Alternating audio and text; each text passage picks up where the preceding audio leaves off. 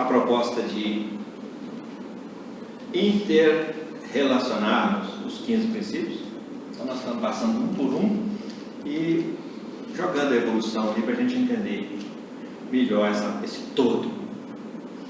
A gente vai entendendo o todo pelo entendimento das partes, cada um deles.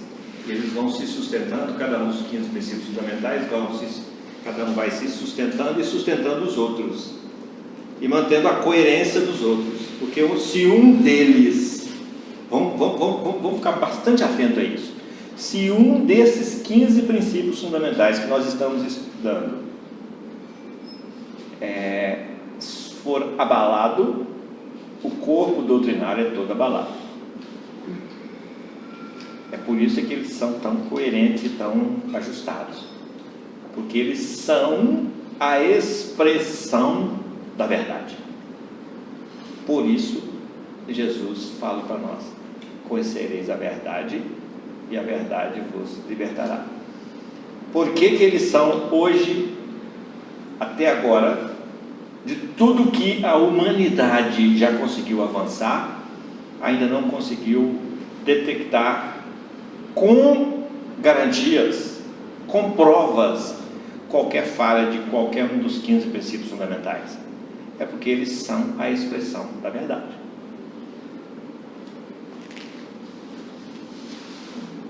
Tranquilo até aqui? Então nós estamos estudando os 15 princípios fundamentais como 15 expressões de verdades divinas para nós. Então essas verdades divinas, que são os 15 princípios fundamentais, que são as chaves que nós vamos utilizar para entender o pensamento e o coração do Cristo. Por isso, Jesus a porta, Kardec a chave. Repetindo isso. Então, na sequência, depois de livre-arbítrio, o que é que vem? Se nós somos livres para agir, nós temos que ter responsabilidades com as nossas ações. Então, vem livre-arbítrio e lei de causa e efeito. Tudo o que nós fazemos, nós registramos em nós e volta para nós. Tudo que nós lançamos de nós, volta para nós. É lei de causa e efeito. Então, a partir daí nós vamos entender o que Jesus, com profundidade, o que Jesus fala para nós. Toma cuidado com as suas ações, com as suas reações, se policie, se vigie contínuo e permanentemente, 24 horas por dia, porque tudo que você fizer no exercício da sua liberdade, você vai responder por ele. Aí nós vamos lá no Espírito e vamos ver algumas características do Espírito. Dentre essas características, ele é livre, ele é responsável e ele é perfectível. Ele está em plena evolução, ele é responsável por tudo o que ele, na sua liberdade total e irrestrita, agora o que ele faz com essa liberdade aí é com ele, mas a liberdade é total e irrestrita. Nem Deus interfere na nossa liberdade. Olha só, quer fazer? Faça. Você é livre para fazer, só que com o tempo você vai tomar consciência de que você responde pelo que você faz, e aí você vai ter um pouco mais de cuidado com o que você faz. É a pedagogia divina para conosco, é a didática divina para conosco, para nos educar, para nos ensinar. Deixa fazer e responder pelo que faz, porque só assim ele vai crescer sendo co-construtor de si, porque nós somos co-autores da nossa vida, do nosso progresso, da nossa evolução. Enquanto isso, tudo vai acontecer, inclusive influências muito perniciosas de outros espíritos tão ou mais ignorantes do que nós. Esses espíritos irão vincular-se a nós em processos de influenciação que nós estamos chamando de obsessão. Obsessão e evolução. Qual a relação que tem? Obsessão é uma influenciação negativa exercida por um espírito sobre outro ou outros, ou por uns espíritos sobre outro, porque a questão numérica aí é relativa, em que a qualidade dessa influenciação é contraditória com a lei do amor, com a lei de Deus. Isso é obsessão. Influenciação. Nós estamos dando um pulo agora lá para o 14º princípio fundamental. Influência dos espíritos na nossa vida. Você vem cá na frente. Influência dos espíritos na nossa vida. Aí, se eles influenciam para o bem e influenciam para o mal. Quem vai caracterizar esse tipo de influência? O influenciado. Eles nos influenciam do jeito deles. Tem um ditado muito banal que tem por aí. Por que cachorro entra na igreja? Porque acha a porta aberta. Então, pegando essa figura, esse ditado, por que espíritos ignorantes, espíritos do mal nos influenciam? Porque acham a porta aberta. Não estamos aqui chamando espírito de cachorro e nem nós de igreja. Estamos só pegando a figura aqui para a gente entender da corresponsabilidade de cada um e da responsabilidade absoluta de cada um de nós por essa porta. A guarda do nosso aberta. Exatamente. E está lá no Apocalipse. E eis que diante de ti pus uma porta aberta, e ninguém a poderá fechar. Está falando de quê? Essa porta aberta para a vida que todos nós temos, e ninguém a poderá fechar. Agora nós é que precisamos de desenvolver habilidades para lidar com essa porta aberta chamada liberdade, livre-arbítrio. Qual a relação entre livre-arbítrio e evolução? É direta ou inversamente proporcional? Quanto mais evoluído, mais livre.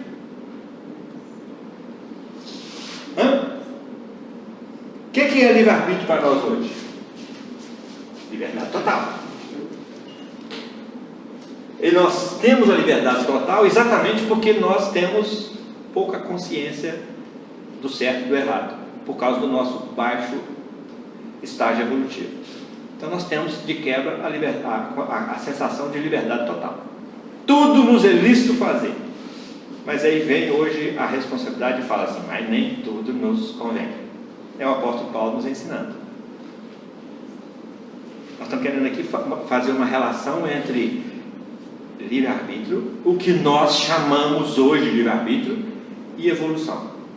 Porque hoje nós exercemos o nosso livre-arbítrio segundo o padrão evolutivo em que nós nos encontramos. Se nós desenvolvemos um pouco esse livre-arbítrio, que vai ser o mesmo, esse exercício em intensidade de liberdade vai ser a mesma. Quanto mais evoluído, menos livre-arbítrio, isso que nós chamamos de livre-arbítrio hoje como liberdade restrita e total, menos livre-arbítrio nós vamos ter. Por quê? Porque nós vamos percebendo verdades que vão restringindo a nossa liberdade segundo o que é o nosso conceito de liberdade. Mas aí o apóstolo Paulo vem e nos chama a atenção para a nossa liberdade em Cristo, que é de sentirmos livres por fazer a vontade de Deus em Cristo. Aí é diferente, aí a liberdade é alimentadora, é libertadora. Enquanto que muitas vezes o nosso exercício de liberdade hoje, na nossa baixeza evolutiva ainda, ela nos aprisiona, por causa da lei de causa e efeito. Porque nós temos que responder pelo que nós fazemos. Tá dando para pegar isso bem, gente? Para entender isso bem? Então há uma relação entre liberdade, livre-arbítrio e evolução que é inversamente proporcional. Considerando o livre-arbítrio segundo o conceito que nós damos para ele hoje. Mas se nós admitirmos hoje o livre-arbítrio como a liberdade de operar na lei de Deus, aí sim, quanto mais evoluído, mais livre-arbítrio. Mas o que acontece é que não é essa a concepção de livre-arbítrio que nós temos hoje. Está dando para ir no fundo disso aí? Tranquilo? Aí nós vamos ter influência dos Espíritos na nossa vida, por causa desse exercício de liberdade aqui, e por causa da lei de causa e efeito. Então nós vamos fazer um gráficozinho aqui, petitinho aqui, ó. Um gráfico de frequência. Frequência N, frequência 0, frequência 1, frequência 2, frequência 3, frequência N. Em que consiste, então aqui, isso é crescimento, obviamente, para cima está crescendo, está evoluindo. Numericamente também, obviamente. Então, aqui tem a frequência baixa, aqui menos baixa, aqui menos baixa, aqui menos baixa. Onde é que nós estamos? Quando a gente baixa a frequência mesmo, onde é que a gente vem? Para quê? Então nós ficamos sujeitos à influenciação de que espírito desencarnado? E encarnado? De todos os que estão nesse patamar de frequência. Então, quando nós descuidamos, quando nós baixamos a frequência, nós entramos imediatamente em contato com todos os espíritos que estão vibrando naquela mesma faixa. E ficamos à mercê deles.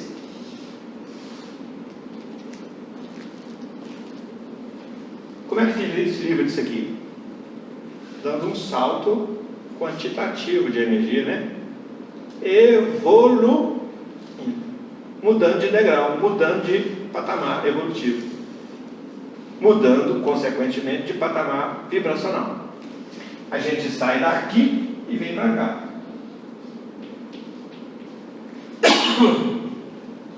Esse daqui perde a sintonia conosco.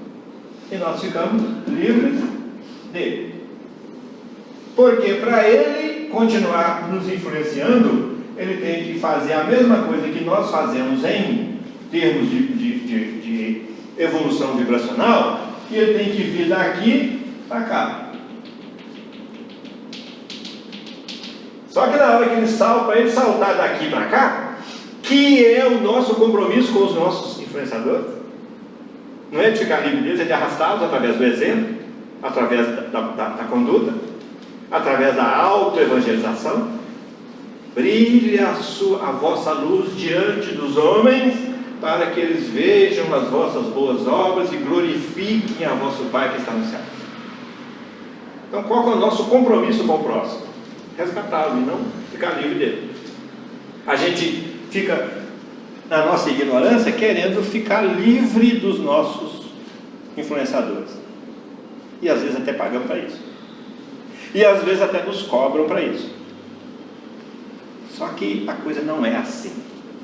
Isso é salto evolutivo. Salto não, mudança de patamar evolutivo.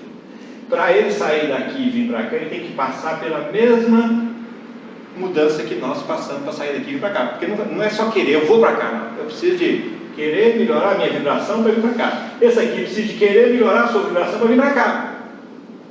E se ele melhora a sua vibração, ele vem para cá nos influenciando agora já diferente. Já não tão baixo, com vibração tão baixa, com desejos, com sentimentos tão negativos em relação a nós como tinha anteriormente. Por quê? Porque para ele subir de vibração, ele teve que se melhorar intimamente. E se melhorando, ele perde a vontade de nos influenciar. E vira coleguinha de caminhada. Coleguinha de caminhada. É por isso que a gente fica influenciável, e saber da nossa responsabilidade perante os nossos influenciadores, porque a tendência é que nesse embalo a gente saia daqui e venha para cá. E se nós criamos vínculo com ele, já vínculo de afetividade, porque mudamos daqui para aqui, nós vamos arrastá-lo para cá. E ele vai evoluir junto conosco. E isso é livre-arbítrio dele, isso é com ele. Como é que eu o influencio? Fazendo brilhar a minha luz, que será uma consequência das minhas boas obras. Tranquilo? Então a gente fica falando, na casa espírita, nós estamos falando aí, gente, de um outro princípio fundamental chamado mediunidade. Por que os espíritos escolheram Kardec para trazer a terceira revelação, a obra da codificação? Porque ele era um médium pronto para isso, capacitado para isso.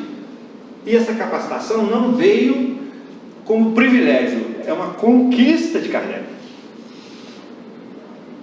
Por que os espíritos não chamou o Vicente para fazer esse trabalho que Kardec fez? Ou o Maurício, mexer com o Maurício, né? Por que não chamou o Maurício? Não, tinha que chamar Kardec. Por quê? Porque Kardec é que era o médium pronto para trazer para nós a codificação. Nem o Vicente, nem o Maurício. Está me entendendo? O que nós estamos falando de quê? De evolução. Quem é o Kardec? Quem é o Vicente? Quem foi Kardec um dia? O tamanho de Vicente. Só que agora ele está lá em cima. E para grandes obras é preciso de espíritos grandes. Tranquilo, gente? Deu para a gente entender evolução e trabalho? Evolução e mediunidade, porque mediunidade é trabalho, proposta de trabalho. Aí, o que eu vou fazer com esse entendimento? Eu vou parar de exigir do dirigente de reunião mediúnica que ele me coloque na mesa, na reunião mediúnica, sem eu estar preparado. Porque eu preciso estar preparado, senão eu vou para lá despreparado e você botar trabalho lá. Espera eu preparar primeiro. Como é que eu preparo? Estudo, trabalho. Casa espírita tem N portas por onde cada um de nós pode entrar. Porta do tratamento fluidoterápico, porta da assistência social, porta da mãe do quilo, porta, vamos achar um monte de porta para a gente entrar caçando trabalho na casa espírita. E através do trabalho e da assistência espiritual e do estudo, nós vamos nos capacitando para o trabalho mediúnico. Ser médium não é receber espírito só. Ser médium é estar pronto para um trabalho com os espíritos, que é necessário um pouco de capacitação. Muitas vezes a gente chega aqui, a casa espírita, a nossa casa tem curso de passes, curso de atendimento fraterno, curso de expositor espírita, e muitas vezes o participante chega para fazer o curso, ele não tem fundamentos de conhecimento nem de evangelho nem de doutrina, mas ele quer fazer o curso é aberto. Mas depois, para ele trabalhar, ele precisa desse embasamento, desse pré-requisito, porque ele vai precisar do Espiritismo, dos 15 princípios fundamentais, como ferramenta para esclarecer e para consolar. E se ele não conhece os 15 princípios, ele não pode ir diretamente para um trabalho de atendimento fraterno, porque ele não vai conhecer as ferramentas que são os 15 princípios para poder consolar o outro, o companheiro que vem procurá-lo, naquela dificuldade que ele está tendo. Porque ele precisa do conhecimento. E ele vai apertar o dirigente da casa querendo trabalhar porque ele fez o curso. Então não é bem assim. Aí nós estamos falando de evolução e não de desejo de fazer determinadas tarefas. Então, quando a gente encara a mediunidade dessa forma, nós começamos a nos enxergar verdadeiramente do nosso tamanho e não ficamos querendo atropelar, porque a mediunidade não dá salto, a natureza não dá salto, o trabalho também não, a capacitação também não, é passo a passo. Isso é evolução. Evolução também não dá salto. E aí nós vamos começar a ser colaboradores nas tarefas e não perturbadores, porque quando você chega perturbando, querendo desempenhar uma função que você ainda não está capacitado para ela, você perturba a coordenação daquela função, daquela tarefa. Então a gente precisa de ter esse bom senso, de ter esse feeling, de ter esse senso crítico, para que a gente realmente se posicione dentro do ambiente que nós estamos na casa espírita, e que seja um colaborador mesmo, que não seja nenhum dificultador, que não traga nenhum conflito, nenhuma estagnação, nenhuma dificuldade, à luz do conhecimento. Agora, como é que se liberta de um processo obsessivo, gente? sem evolução, o que nós vamos pegar aqui de evolução e reforma íntima? O que é que tem que fazer para sair daqui e vir para cá? Reforma. E daqui para aqui? Reforma íntima. E para lá? Reforma íntima. Então, o que tem a ver a evolução na minha vida? É tudo. Eu preciso de compreendê-la e de cuidar que ela seja uma aliada minha. De eu ser um trabalhador para ela, para que ela aconteça em mim. De eu ser um aliado dela, porque muitas vezes a lei de progresso está nos puxando para cima e nós estamos nos puxando para baixo. Estamos funcionando como esses aqui. Então, processos obsessivos, a gente se liberta deles através de reforma íntima, evoluindo os nossos valores, que são aqueles que nos compõem. Nós somos compostos pelos nossos valores. E reforma íntima é reforma de valores. À luz de um orientador-chave, que é Jesus. E usando um manual de instruções específico, que é o Evangelho de Jesus. Aí nós vamos ter descanso para as nossas almas. Vinde a mim, todos vós que estáis cansados e oprimidos. Essa é uma das partes mais belas do Evangelho. Que eu vos aliviarei. Então, ir a Jesus é evoluir do pequeno para o maior, do feio para o mais bonito, do doente para o mais sadio. Isso é ir a Jesus. Porque se nós estamos nesse patamar inferior, isso é responsabilidade nossa, porque nós somos livres e nós somos o produto das nossas escolhas. Por isso ele está falando assim: para de escolher desse jeito e começa a escolher diferente, vem para mim. Na aula anterior, né, de 2 semanas atrás, você comentou que na questão da evolução, a gente é sempre, você pode até ficar parado, você nunca vai para trás, você nunca vai para baixo, é sempre para cima e para frente. Na questão da vibração, você consegue ver, é possível que a gente vive numa frequência abaixo do que a gente deveria, de acordo com a nossa evolução, ou a gente sempre, o mais baixo que a gente vai vibrar vai ser o piso de onde a gente está, a gente não vai passar dessa, deu para entender? A vibração nossa também, ela está diretamente ligada ao nosso nível de evolução, ou eu consigo vibrar abaixo disso? E se eu conseguir, como é que eu explico na evolução? Bacana. É muito apropriado esse questionamento. Quando nós aprendemos com o Espiritismo que nós não regredimos, isso é o Espírito não regride com a sua bagagem espiritual. Ele não perde ela. Se é uma conquista, ele não perde. Mas isso não garante a ele que ele não vá ter ações e reações incoerentes com aquela bagagem. Por exemplo, ele tá cultivando a tolerância, o autocontrole, e isso não impede que ele em determinados momentos tenha momento de ira muito forte, só que ele não pode permanecer lá. Ele ainda é passível de quedas, mas ele já tem bagagem para voltar. Enquanto que uns não têm essa bagagem, vivem na ira e vivem e se situam na ira, porque não tem cálcio, não tem bagagem para voltar para a posição de origem. Nós falamos da ira, mas podemos falar da inveja, do ciúme. Então, às vezes as pessoas têm uma relação sadia, extremamente sadia, de repente um dos parceiros tem uma crise de ciúme avassaladora e acaba com a relação. Mas de onde é que veio isso? Isso vem de tendências de passado, que estão sendo trabalhadas, mas que ainda não estão sendo consolidadas e que volta a reincidir. Mas com o tempo ele volta para a posição normal. Se ele tiver perdido aquela relação, ele vai se corrigir para outras relações.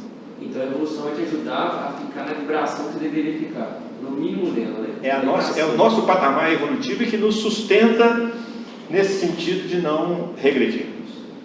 Mas isso não quer dizer, porque quando nós estamos nesse patamar e sentimos ciúme e ira, nós vamos lá para baixo, mas vamos do tamanho que nós somos, carregando tudo de conflito, eu não tenho direito mais de estar nessa ira, não, peraí, mas eu não consigo ainda voltar, mas enquanto eu fico lá, eu fico irado, mas confuso, aí volto para cá. Ao passo que se não tem essa confusão, fica lá, é de lá. É sério. Então, quando a gente escuta e aprende no Espiritismo que nós não regredimos, não quer dizer que nós não estejamos mais sujeitos a fazer coisas de baixa frequência. Só que, por não ser mais da nossa natureza, é um escorregão, a gente volta para cá. Regride, desce, mas do tamanho que é. Hoje nós estamos nesse patamar aqui de qualidade de vida física e espiritual. Nós podemos vir numa outra encarnação, lá embaixo, assim, numa doença, numa degradação física. Podemos. Mas isso é físico. O espírito que está ali é esse mesmo daqui, do tamanho que ele é aqui, ele só foi lá para baixo, com um objetivo, e ele vai ter muito mais força para subir. Porque perigo a gente falar assim, estou garantido, agora eu não escorrego mais. Não. Nós ainda estamos em crescimento, nós não consolidamos. Tem alguns valores em nós que nós já podemos afirmar assim, nisso eu não erro mais. Tem? Tem ou não tem? Sim. Será que nós estamos brincando aqui de viver, de evoluir? Tem coisa em nós hoje que a gente fala, não, isso aqui já é aquisição minha. Nós podemos até nem citá-lo, mas nós já temos. Podemos até nem identificá-lo, mas nós já temos. Porque é isso que nos sustenta nesse patamar que nós estamos de evolução. São esses que são, isso aqui é a nossa rocha, que nós estamos construindo a nossa casa sobre ela. Então, passíveis de ter quedas, estamos, mas tem alguns valores em nós já tão consolidados, que isso a gente já pode se garantir neles. Senão a gente errava muito mais, né, gente? Senão a gente errava muito mais, a gente era um rascunho, né? De erros e acertos, né? Então a gente ficou tranquilo aqui a questão da obsessão, da influenciação espiritual na nossa vida? O que tem a ver a evolução com isso? Nós vimos aqui que é tudo.